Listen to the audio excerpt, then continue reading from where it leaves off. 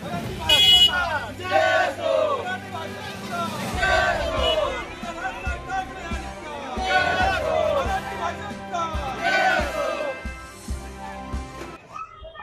वर्षांपासून मराठी भाषेला अभिजात दर्जा मिळावा यासाठी अनेकांनी आंदोलन केली,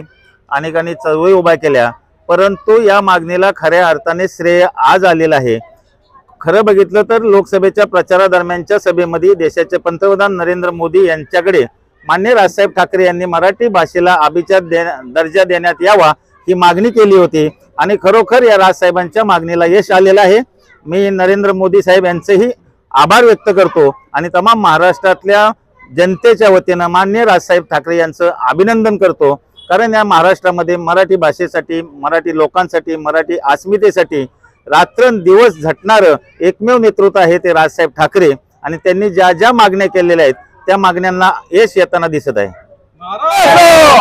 राजसाहेब ठाकरे यांचा विजय असो, मराठी भाषेचा विजय असो, मराठी भाषेचा विजय असो,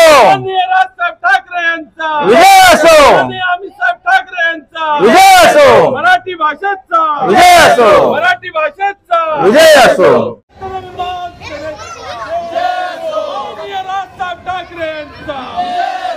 महाराष्ट्र नवनिर्माण सेनेचा मराठी भाषा